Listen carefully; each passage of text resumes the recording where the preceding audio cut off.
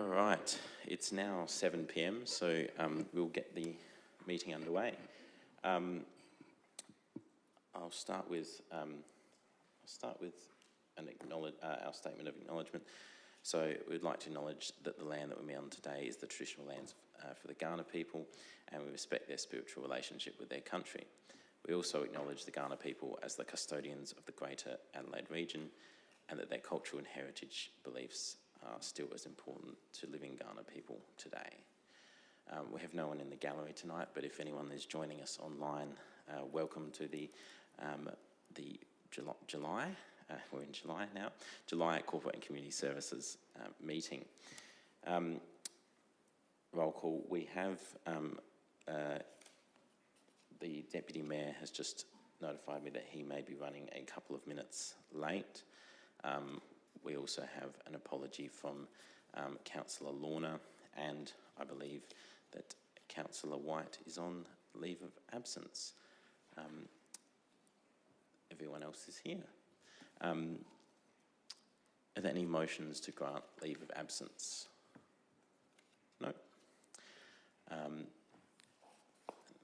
there's no non-attendance. We'll move now to public open forum. No one's wishing to speak in public open forum. Declarations of interest. Are there any declarations of interest? Councillor Koch.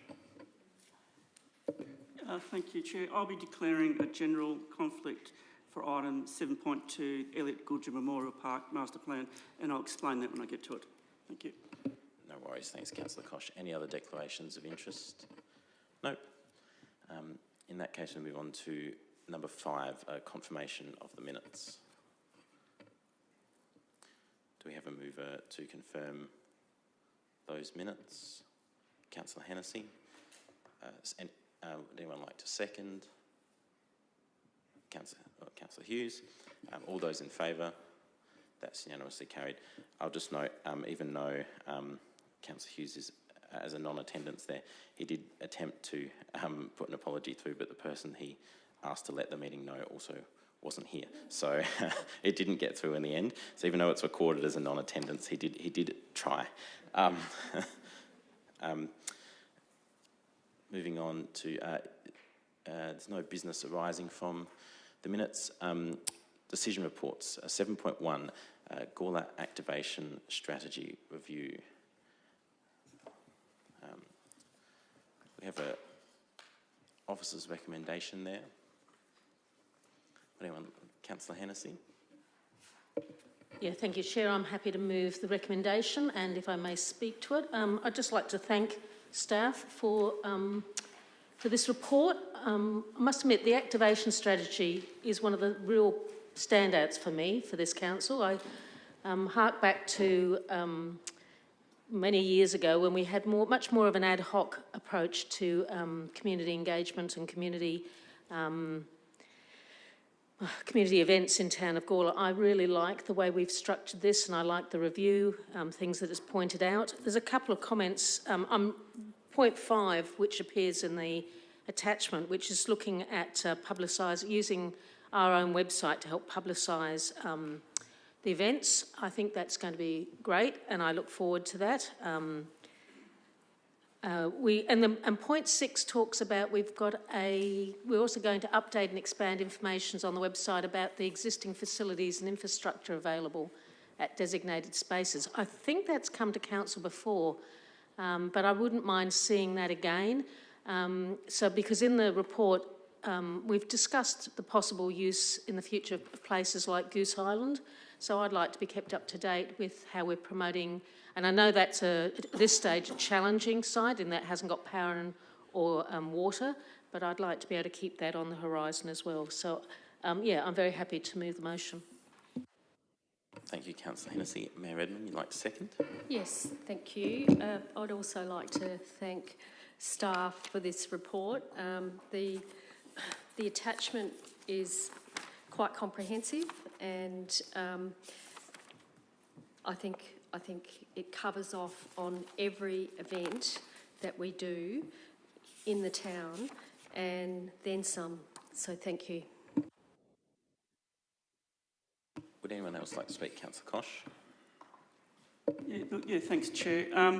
The main concern I have with the activated strategy is I think it provides too many advantages to commercial operators compared to community organisations. When I read the activation strategy, it's based around supporting community groups, that's service groups, not-for-profits and local businesses, etc. And I think the fees and everything else are quite reasonable for those groups. But when you have a big commercial activity, for example, the food trucks, and I've talked about this before, they come and use Pioneer Park and they take a fair bit out of our community. Now, I checked the fees for Pioneer Park and I think it's $356. I think that's what it says on the schedule. Now, a couple of hours of staff's time helping to mark out things and everything else would consume that $300. And so therefore, we're actually giving to a serious commercial enterprise a free kick. And I don't think that's right. I think we should be, and that's underselling our town, because they're coming to this town, they know that people will turn up, they're taking a lot of money out of this town, they're providing some things. I went down to the last one, there was a bit of music, there was a bit of face painting, you could tick a few boxes saying that's community entertainment, engagement, activation, but really, it really is about selling it's a commercial activity selling food on the night, and in fact that actually takes away from our local restaurants and cafes. We probably would have had a less night because people can't eat twice in a night. So that's my main concern, is that we should be really gearing this strategy to actually make commercial enterprises pay appropriately and not give them a free kick, which to me, it looks like that's what they're getting at the moment. So they'll just keep on queuing up and coming in, and we'll basically be subsidising those enterprises. Because as I said before, $356, that's what it says on the schedule, that's consumed pretty quickly with a staff member going down and marking a few things out. So in the end, we as a community are paying for that commercial enterprise. I'll see how the vote goes. Thank you. Thank you, Councillor Koch. Any other discussion? Councillor Shanks? Just what I've sort of liked about the appetite in this space is probably a bit like Councillor Hennessy, is that the collation of it all.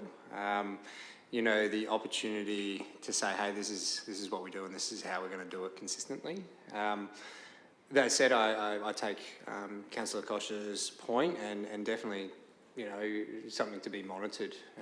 I think that's an ongoing theme throughout our strategies.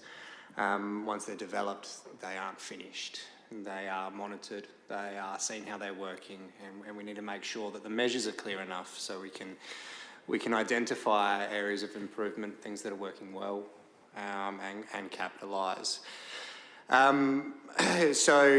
But like any other policy, like any other strategy, until we do run through the process, and albeit I like the process we're running through here, but until we do run through the process, the real test will be a financial year when this is in place and we're able to implement it and we start seeing the reports come back on what's working and what's not.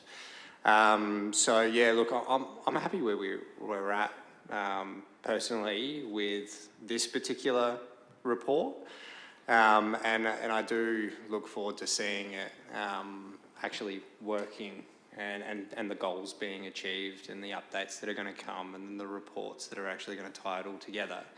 But it is on us as well just to make sure that we are around what we say we're going to achieve with this strategy, and keep on following it, because I think we can all agree that activity in our town has benefits if done right. This is capitalising on where we are doing it right and maybe giving some processes to measure when we could potentially improve. Thank you, Councillor Shanks. Any other discussion? If not, are you happy for me to... would you like to wrap up? Yeah, no worries. I'll put that motion. All those in favour? All those against? That is carried.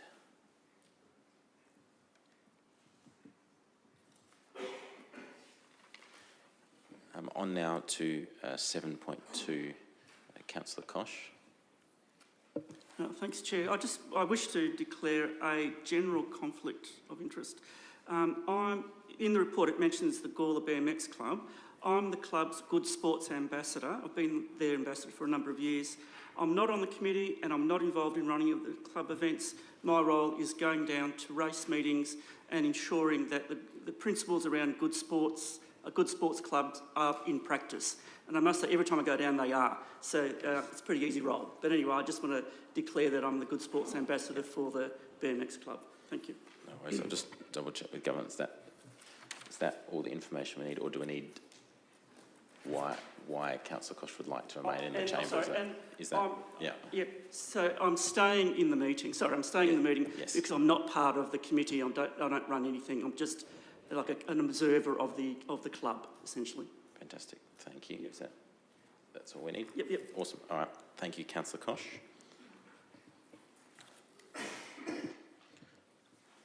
Councillor Shanks. Just wondering if I could ask a question through you, Chair, before we move, or I'm happy to move, but... You're welcome to ask a question. Yeah. I was just wondering through you, Chair, if we'd be able to ask Bryce, seeing as he's here, just to provide a little bit of a verbal update on how he's found the engagement process to date. I know he's spent a fair bit of time working closely with the community groups in person, and albeit I like the report, but I think just a little bit of further dialogue would be great. Yeah, fantastic. Bryce, happy to answer. Yep, through the Chair. In response to the community engagement process, as is sort of highlighted as well in the report, page 22, there's been a lot of engagement prior to this actually going out for formal community engagement. So we started this process back in May last year, speaking to community stakeholders and talking to them about this project, talking to them about what this project was, what it wasn't. And as that sort of has taken place over that time, it has been a really positive experience, both from council's perspective and the stakeholders, to be able to work through this process. It hasn't actually been the straightforward, okay, we're going here, we've got all of these groups, what are we going to do going forward? That's sort of how we started this process, thinking that might be, but very quickly, as you're all aware, we did sort of start having the conversations with the stakeholders, the leaseholders down there, and looking at terms of what their thoughts are for their infrastructure now and going forward. Not surprisingly, given what they are and the popularity of all of those organisations down there, they're looking in terms of the future, in terms of their growth, in terms of how they can provide their service to the community going forward. And pretty much across the board, that actually involves the increase of infrastructure on site. And as members may remember, in January, we came back with the initial concepts that showed that the initial considerations relative to 3 different options, they all had very big compromises required for the community stakeholders down there. And it really did sort of come to a head saying that it just wasn't going to be a simple option in terms of how do we reconfigure this site here, given its small size, given its topographical challenges, given some areas like the Crown Land of the 608 Squadron, which can't be easily moved around like another stakeholder could be, so much there. So organically through conversations there, it came up this idea of, is there potential for relocation? And the BMX Club sort of asked this question, is that something that could happen? Given what we're seeing about this space here, given what we're sort of experiencing, thinking about how we are going forward as well and what our drivers are for our growth, whether that be car parking, whether that be club rooms, amenities, changes to the track, and how those things could work on that site there. So this process, we've been through all of that engagement with the stakeholders from the community perspective, been to council 3 times actually relative to that there, going through this process here. And everybody I think has come along for the journey through that there in terms of why we've done what we've done and the rationale behind them. Turning to the community engagement that's just finished a little while ago, and I think it can't be seen as surprising in regard to what the responses that have come back from the community members have been. And I think a lot of that comes back to it's about trying to get people to make informed decisions and get people to understand the rationale behind why things are being done and why things are being put forward. I think that was a key sort of takeaway message from for myself in terms of having the conversations with people throughout that entire process there. In particular at the Saturday night BMX event, going down and having the conversations with the club members there who possibly and actually definitely hadn't been as informed as other members of the community there. So they're coming and providing survey responses and asking questions on the night, thinking that this is the first time that the club or themselves or anybody's had any real involvement from a decision-making perspective or an influence perspective. So it's about just taking the people there, and that was the opportunity of going down there on the Saturday night. While there's been conversations with committee members previously, that's so far of that process. But going down on that night and being able to go, okay, from the horse's mouth, these are the thoughts and the ideas that we've had, and this has got us to this point here. Not surprisingly, club members and spectators there and people involved in other clubs associated with the sport are looking for surety. They're looking to be able to go, like the dog training club, to look at the draft master plan and say, that's us there, that's what's changing for us, this is how we're going to use this space exactly going forward. And the reality is, unfortunately at this point, we don't have that pretty picture to point to from a BMX club perspective, which creates that unsurety, the uncertainty, and people are asking for those sorts of things there. And I think that was one of the biggest things that I took away from sort of the group conversation I had on the Saturday night, but also other conversations as well, was around that there, that not necessarily people saying, and I think the survey responses came back similar to say, not necessarily, yep, this is awesome, no, this is terrible, but we just want some more with that there. So I think that's the process with them, and working through that and trying to explain what the opportunities may be and the opportunities that have sort of been discussed throughout this entirety, and how that, a near greenfield site at Carbeathan could be used to provide so many opportunities that Elliott Goodger as a site may not ever be able to provide, whether that be the ability to construct a track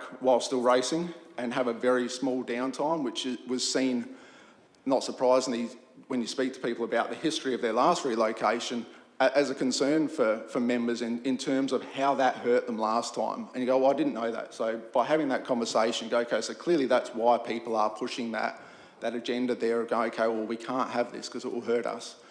And the idea of, okay, so the club is looking in terms of opportunities to reconfigure their track and to have better club rooms, better amenities, those sorts of things. Those happening at Carbeathan Reserve would mirror pretty much what's happening at Elliott Goodger. It's not an additional cost. You'll still need to develop a club rooms, whether it's at Elliott Goodger or at Carbeathan. So talking through that there and the opportunities that might provide, and what the process that council is taking towards being able to provide club members, club committee and the BMX community with more surety around that there, and taking them through that to say that, okay, so we've got the sport and rec plan that's happening next year. This is the idea of how we're getting there to be able to show you and be able to answer those questions. The other things that sort of coming through quite consistently in the community engagement, again, are not overly surprising in terms of the positive comments coming back saying, yes, this upgrade is required for this site. And then also other people putting in ideas relative to specific pieces of infrastructure.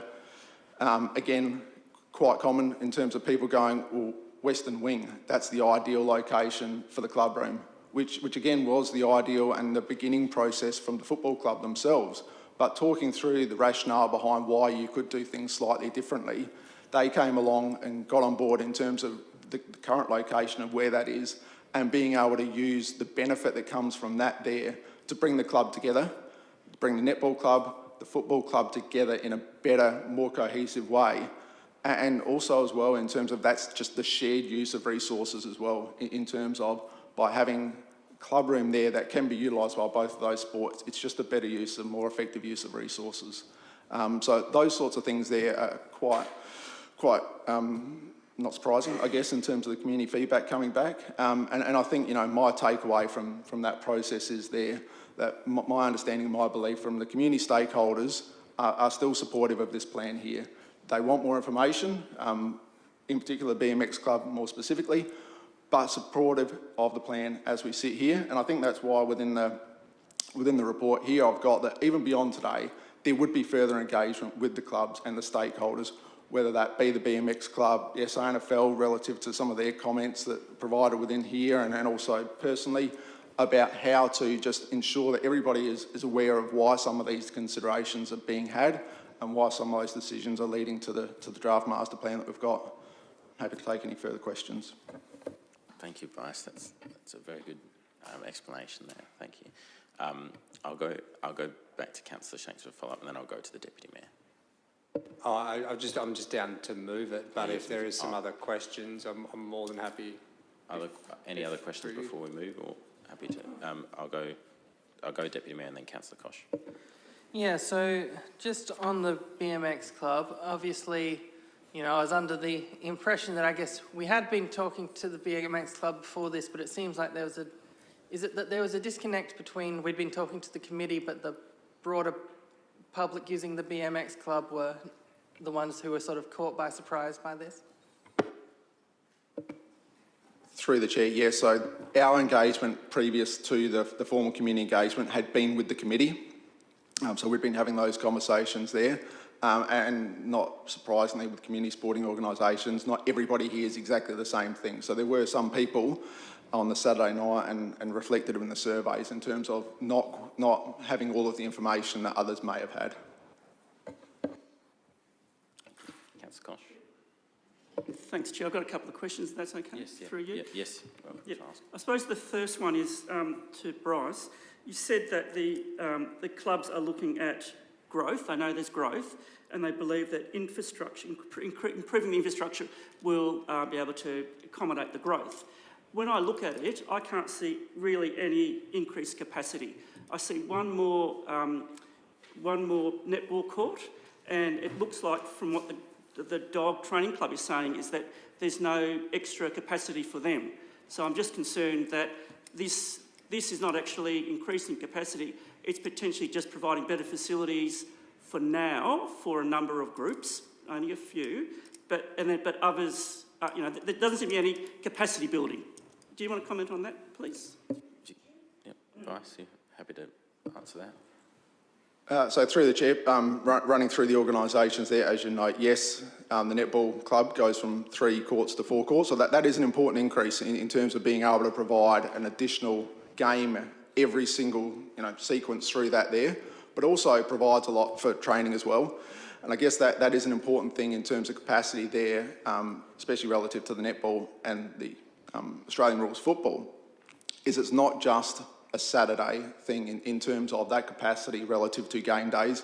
It's about training as well, whether that be just from being able to get more people through, from an irrigated turf perspective in terms of being able to rest turf. I know we've got clubs in Gawler at the moment whose players aren't able to train on their ovals because of the condition, because they have a single oval, so it's about that there. Dog training club, while it may not be a significant increase in actual square meterage there are instances of the existing turfed area there which are better used daylight hours rather than evening hours, and how that can be better sort of configured in a more purpose-built perspective to be able to provide them the ability to run more things safely day and night there by having better lighting. Yep. Follow up. Yeah, just on the netball court, there's already a provision for a 4th court already, so we're not actually providing any extra capacity. There's 3 courts, and there's actually a provision already.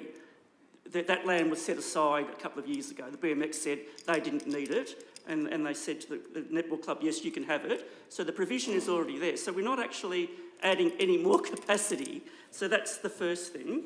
The other thing is I'm just concerned, I'll just get this up again. I'll just ask that as a question. Bryce, are you happy to respond to that? Is that what happened there? Is it? No, sorry. Yeah. So just in regards to the netball there, yes, there is the physical space there for that court. It would be a non-compliant court though, given its orientation. So there would be no way that even Office for Export and Racing would fund the construction of that there because of its orientation and it being non-compliant, in conjunction with the other courts on site there also being non-compliant in terms of runoffs and those sorts of things. Yep. Councillor Gosh. I suppose the big question for me is the funding. Have we got any commitment on funding? And will we now, if we pass this, will we put all the clubs into a holding pattern where they'll say, well, we're not going to do any infrastructure upgrades or do anything in our club rooms because we know it's going to be tipped over in a couple of years? Because I know that the BMX club spent tens of thousands of dollars on a retaining wall and that potentially could be just tipped over. So I'm just concerned that, we need the timetable, we need someone to say we're going to give you the, $2 million to build the BMX club, I suppose, the ground and everything else, the track and everything else. Otherwise, those clubs will sit in a holding pattern for, I don't know how long, then the facilities just degrade because they'll just say, I'm not going to invest in anything. So where are we up with timing and funding? Through the chair, so that exact topic is tomorrow's briefing session with the elected members. So that is there. That is the project that we have in this year's budget in terms of facility, sport and rec planning, is that exact thing there. There is no capital outside of the tennis. There is no capital projects within this year's council budget.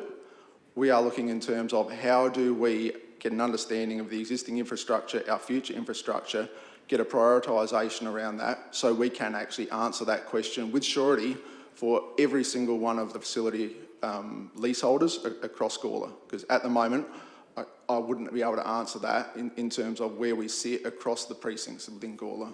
And that's the purpose of doing this project that we're doing this year. Councillor Hughes, a question?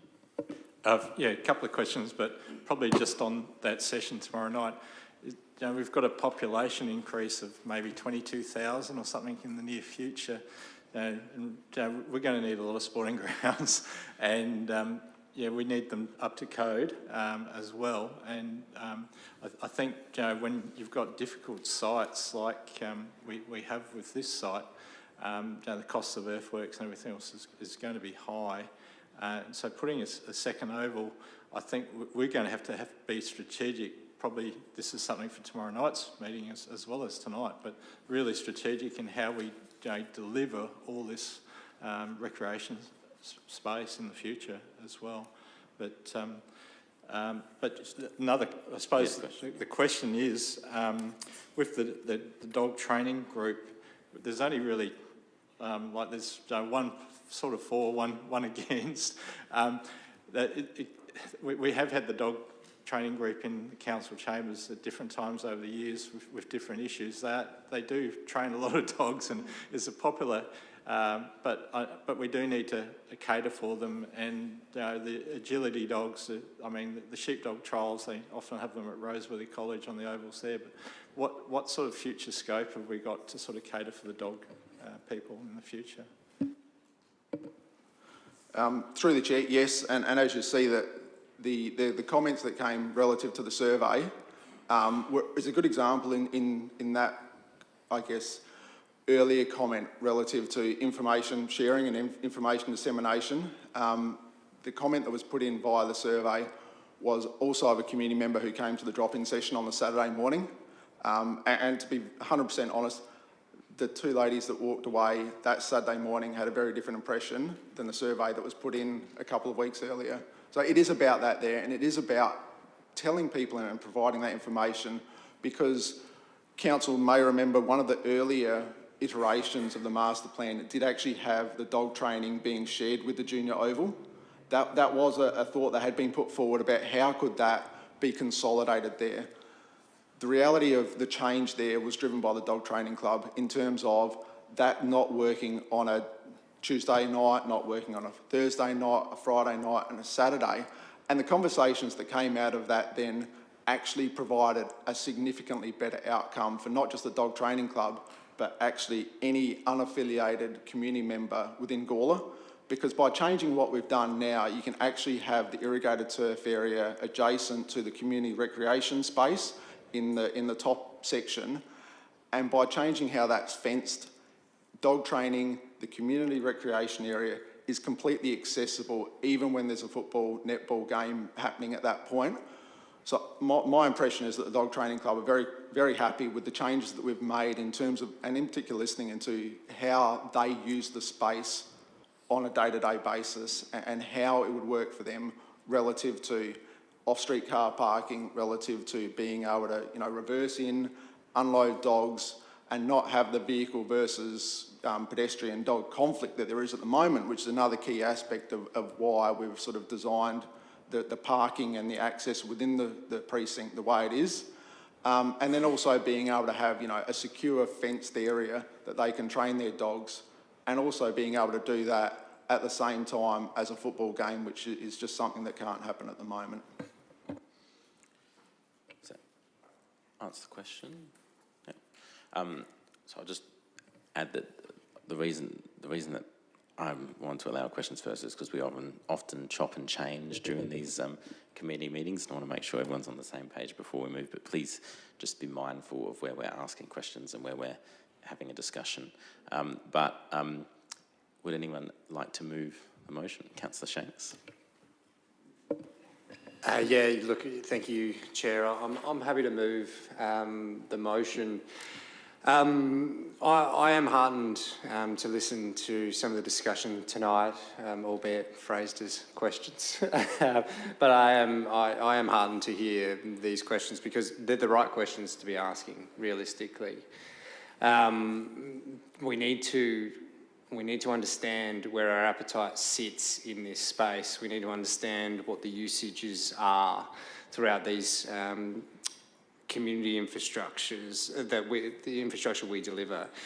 I thought it important for Bryce to be able to verbalise the work that he's been doing, because we all know that we can put together good reports, but the stories of going out on a Saturday night and engaging with the users, I think, is an important, strong message to send. You know my passion in this space. You know why I moved to develop a working group, which again, I thank my colleagues for the support there. What we're doing in that space is exactly more of that. I can hand on heart say that the capacity and the opportunities that this master plan will provide the clubs that use the space and the clubs that will inherit the space into the future, they're really excited about the opportunities and the opportunities of growth that they see into their future. They also are realists as well. Next week we have a working group meeting, and one of the items that is listed for discussion, that is an ongoing discussion, is that very point of what do we have to do now to ensure we survive until we're ready for these master plans to come to fruition. Now, that wasn't a conversation that just happened overnight. That was a multi-pronged education piece of back and forth with these clubs, with the users of these spaces, with these passionate ratepayers. Because realistically, the thought was, council has millions, how do we just unlock it? To then going, hey, you know what? They don't have millions, but Bryce and his team are under-resourced. That's the problem. To now where we sit. And where we sit now is, hey, hang on a minute. We need a business plan. We need strategies to manage what the next 12 months looks like, to the next 5 years looks like, to the next decade and onwards looks like. We need to understand how local government works and what strategies already exist and what we can build on. And then we can use those strategies to be able to identify what opportunities there are. And that's when we start seeing resources be allocated. That's when we start seeing the funding models coming out. That's when we start having the conversations with our state government and our federal government partners, because we all know in this room, those key projects do not happen without partnering. And those key partnerships we need to form don't happen without these sorts of master plans. I'm really happy that Bryce was able to articulate and really focus in on the BMX Club, because I think sometimes we do sometimes trip ourselves over by thinking this is only the football club, netball club and cricket club that benefit from these things. That's not the case. And I do understand and I do acknowledge the BMX club's sort of discomfort. And I'm heartened to hear Bryce talk about how we're going to run through that. You know, I see a version of our master plan at the Elliot Goodger putting a customised note for BMX club, please reference Carbeathan master plan, and providing the hyperlink throughout our website so that you can track all that. I see that positive outcome. But just running through this process, I'm really happy to support this and look forward to following the process and being ready. But this doesn't mean we're shovel ready. This is merely the first step. Thank you, Councillor Shanks. Councillor Hennessy, you'd like to second? Yes, Chair, I would, and I very much echo the words that have been said. I too, we need to make it very crystal clear that this is some long-term planning here, and we, through our period of budget repair and setting ourselves up for a long-term financial plan, we need to be very mindful not to raise the expectations, and I hear what Councillor Shanks does, and I know there's been some good work done in that area, to realistically explain to our council that while we intend to do it, it's going to have to be a staged effect. What I really wanted to do, though, is, again, in thanking the staff for the report, just highlight what an excellent example of community engagement this report represents. We've got staff who've gone out into the community, out of hours, to talk to people face to face. Haven't relied on notices or Facebook. You know, there's been a combination of things, but in many cases it's been actually on the ground talking to the people. Excuse me.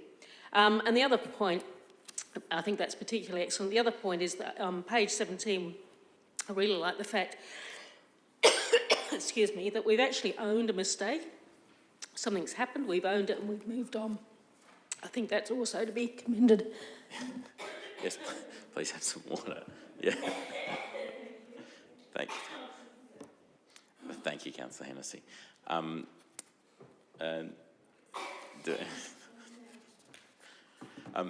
Do we have any other discussion on the item? Councillor Koch? Thanks, Chair. Look, I'm looking at comment number 18, and I think that's very concerning to me. It paints a different picture about, you know, what some in the BMX club feel and think. I get concerned when I read that. You know, I don't know whether, you know, there will be some that will be getting a lot of advantages out of this, and there's probably some that won't be. You know, potentially. Carbeathan is a very busy site. We have got growth.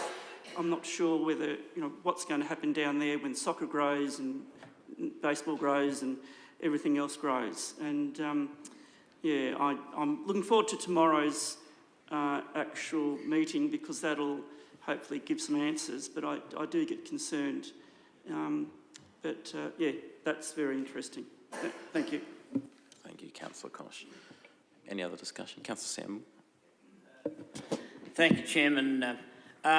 It's completely away from the Elliot Goodger Park, but just a comment, and that is the old BMX track. Now, when we call it the old BMX track, it's the one that's on the edge of the river that used to go underwater every now and then, but that made it harder, and basically be alongside Meals on Wheels. And I notice in this report, Bryce, that there is a lot of discussion about the fact of where the junior or young people can ride.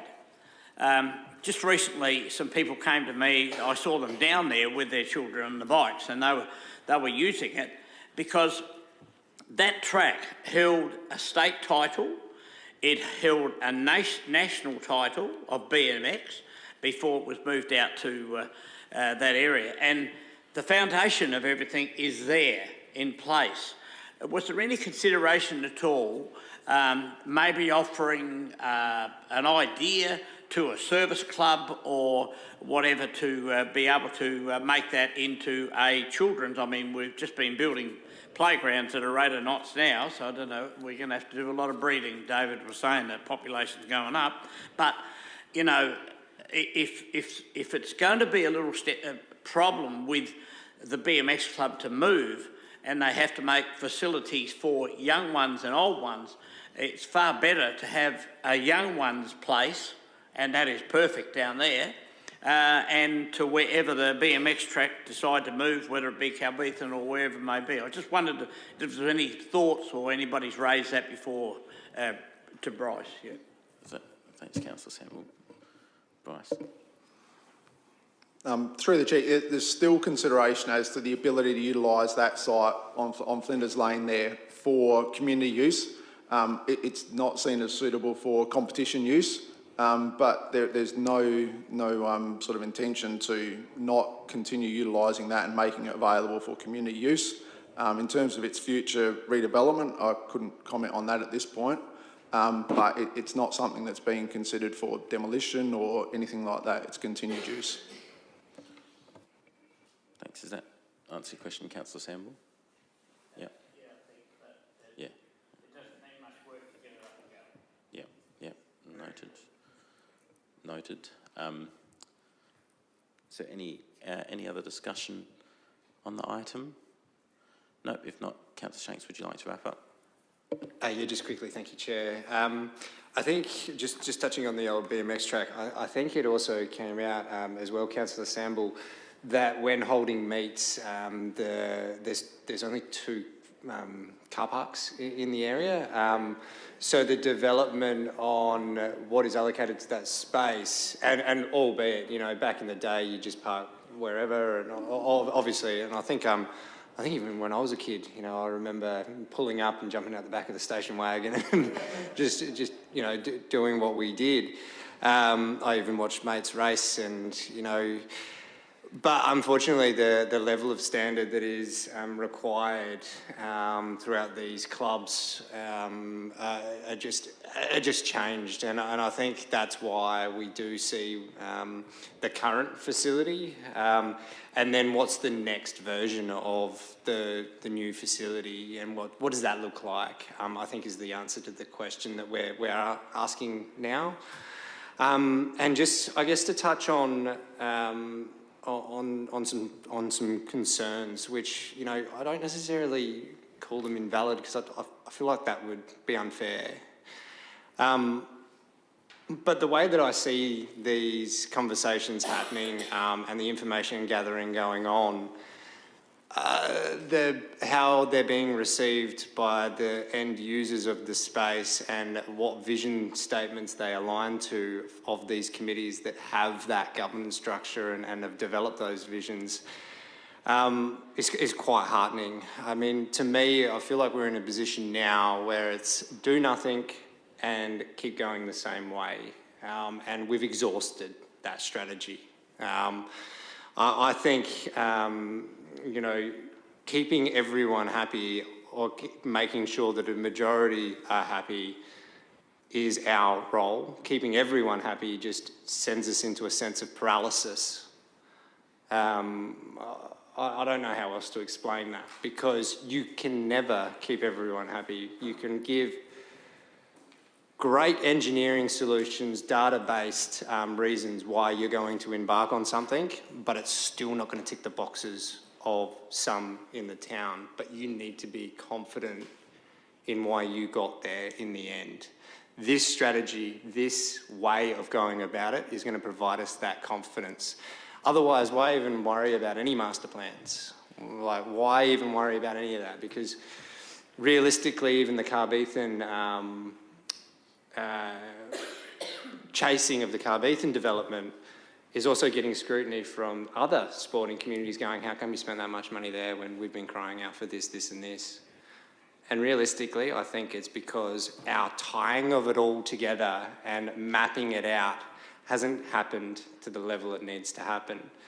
And we're seeing some of that, and we're seeing that bottleneck. But again, concerns are a good thing, but we do need to keep on following through with this process and engaging with our community consistently, which I think that's what's happening here, and I again like the fact that Bryce is talking to the BMX Club direct, and you know, even when we see the next master plan, the next sporting precinct looked at, I think there's lessons learned here of the Elliot Goodyear stuff that will be applied there as well. So yeah, again, I'm happy to support this. I'm happy to see where the next steps, because again, I cannot stress enough that being shovel ready doesn't even get a look in unless we have these things in place. Thank you, Councillor Shanks.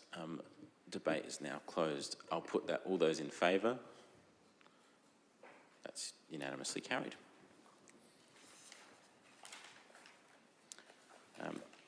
On to item 8, information reports. 8.1, Mayor Redman. I'd like to move this officer's recommendation, but I'd like to pull out some of the stats. Attendance from 2/18/19 to 23/24, 62,169, and total kiosk spend was $79,364.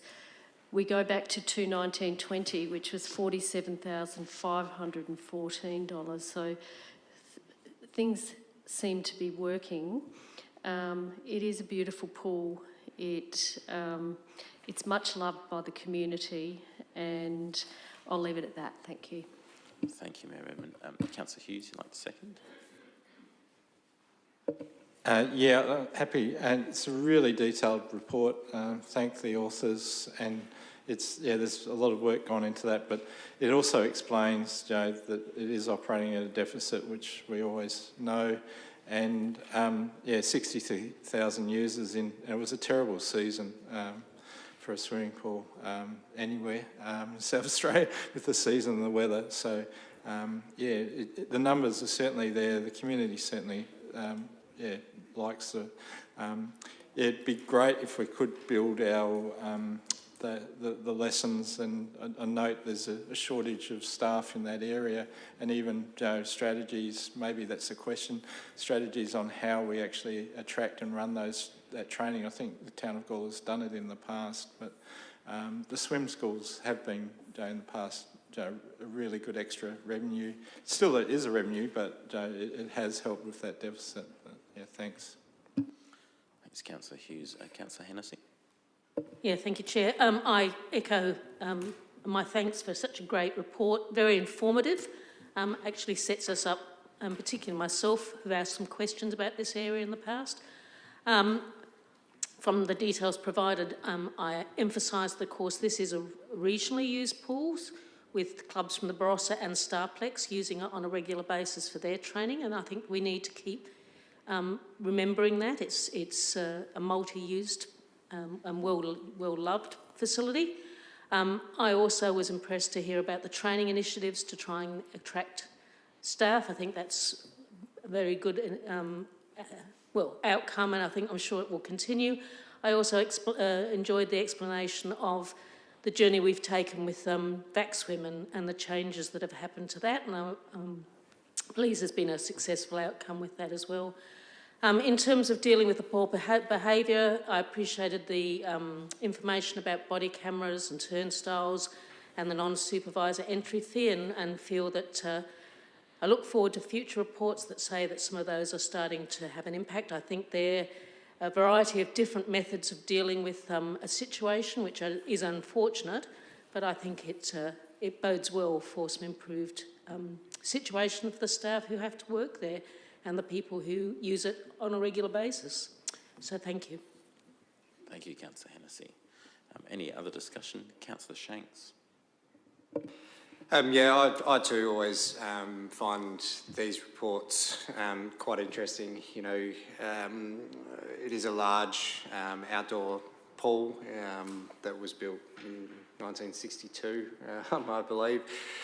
And we are dealing with some of the problems that old infrastructure does have, but it is a much loved regional asset, as Councillor Hennessy rightfully points out.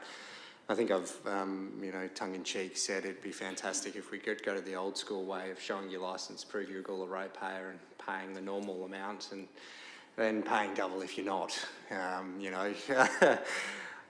say it tongue-in-cheek, but also not. But yes, I think it is important to have these reports coming through because it does show what that asset is performing like. Every time it is a hard pill to swallow, as I'm sure we can all agree, of the net operating deficit of over $500,000. It is not ideal, but the positives on the numbers, I think back to even my own children of how much we value making sure they know how to swim. Even myself, where I went to in my own swimming knowledge, it is a powerful thing and something we should always provide for. And I am liking that, the outdoor cinema stuff as well. Seeing some of those initiatives come through, the pivoting on what Learn to Swim programs look like in this asset. I do, however, think we are going to get to a point where we're going to have to, invest that big key money into it to start turning around the losses because, albeit I'm loving the initiative and I'm really loving how much the community are obviously liking these things, if we turned around and looked at the business model as itself, what opportunities are we looking at to try to minimise that loss is, I think, a question that we ultimately are asking, and we ultimately are going to need those big chunk investments to help provide those answers to those questions. But these reports are really heartening to see a much-loved community asset being used the way that it is. Actually, just in closing there, I did have a question through you, Chair, just in regards to the Gawler Swimming Club. Is there like a lane rental that is needed through the club? Sorry, through someone? Do people have to rent the lanes, and has that gone up a little bit? Just hearing a little bit of whisper around that one. Might go to Angus for that one. Yeah, through the chair, there is a licensed agreement that the amateurs have with the centre that actually expires in September. We're currently in talks with them about what that will look like moving forward, because currently the hire of council facilities policy covers most areas of what that licence agreement actually entails for that group. In answer to your other question, the fees have gone up on last season, but they've gone up in line with inflationary pressures and costs on the centre as well. So what was that question, Councillor Shanks? Sorry, I can't remember off the top of my head. I'd have to take that on notice and get it for you. Sorry, Chair. It was just the dollar figure I just asked. That'll come on notice. No, I appreciate that. Thank you. Thank you. Any other discussion, Deputy Mayor? Yeah, thank you for the report. It's always interesting to see. As Councillor Shanks mentioned, there are inefficiencies in the pool structure, but also, in a way, I think this operating deficit is something to be to trumpet to the community, in the sense that when they say, what are they spending our rates on? We can say, well, actually, it's on extremely well-loved assets that you love to use. Would you like us to take them away? These are the kinds of questions that we need to be asking to help people understand, these questions of why are we spending this money? And look, we'd love to make it more efficient, particularly with the heating, outdoor heating and that sort of thing. But I think this report makes it clear why this is a facility that, despite being in an operating deficit, is one that we have no real question about whether we're going to keep it or not. Thank you, Deputy Mayor. Any other comments? Councillor Samble? Thank you, Chairman Isaac. I think just ringing it in from what Deputy Mayor Cody just said, I've been saying for a long, long time, we do not tell our community some of these factors. Our community says, well, hang on a minute, what are you worrying about? Our community doesn't know what the report is. We get fantastic reports from these staff, but it never goes anywhere else. And I'm afraid our publicity through our media, the local paper, the Bunya, all these other things that you tell me about, I don't know how to operate, you know, Facebooks and all that stuff. But we must tell our community exactly the expenses that we're up for, whether it's to do with the new park movements, the BMX track and all this sort of stuff, and our outdoor swimming pool. Where else have you got an outdoor swimming pool in South Australia? And the average community person has not got a clue because they're never told of some of these. You know, when you read it here, depreciation, 88,000. Man, oh man, you wouldn't want to be a farmer and have an 88,000. You might as well walk out and lock the gate. Building maintenance, 53,000. You know, the community doesn't know that. And I just think we've got to be a little bit more honest to our community, and I believe they'll be a lot more supportive to us, what we're trying to do and what our staff are trying to do to keep the wheels and the gates open. Thank you, Councillor Sandborg. Councillor Kosh. Yeah, thanks, Chair. It's sort of interesting. I think all our services run at a deficit. I mean, the tree trimming is at a deficit. It costs us money. We don't get any money in. All the ovals, we don't get much back from the users. They're all running at deficits. That's what happens. So it's just interesting that we're focusing on the pool. I mean, if you think about managing all the playgrounds and maintaining all the costs involved in maintaining a playground, replacing it and depreciation, that's at a deficit. Of course it is. So, why, all of a sudden, I don't know, I've just come to this realisation, well, why are we actually looking at the pool all the time? Because everything is costing us. This is the only one that actually makes any money. So it's interesting. I know, but everything costs us money. This is the only one that actually gives us much of a return. So that's interesting. Thank you, Councillor Kosh. I think that's everyone's spoken now, except for me. So I'll just put my 2 cents. But I think that, of course, echoing a bit of what's been said, it's an important community asset, and the benefits that the community gets out of it in terms of health, social interaction, being able to go out there and talk to other people, meet new people, kids going to play, people getting vital lessons about safety around water, and in the water, that's vitally important. And there is sometimes a bit of a view where we view some things as being a commercial loss and others as being an investment, when really we probably should be viewing them equally as investments. Also, just to mention, of course, we can never tell the community too much about the work that we are doing, communicate with them well. But I think some of the strategies, whether it's going back to where it's talking about this, or going back to the last item where Bryce is going down there on a night where they're all out playing, they're training dogs and playing footy and netball and whatever else, and then all the other stuff they do there. Maybe we could go down there as well as councillors and pass on the information from the wonderful reports that we get, because I think that's part of our role as well. And now that we have that information, we should definitely be doing that. Anyway, that's my 2 cents. But everyone's speaking now, so would you like to close the debate, Mayor Edmund? It was seconded by Councillor Hughes, sorry. Yeah. Happy to put the motion. I'll put that. All those in favour? Unanimously carried. Fantastic.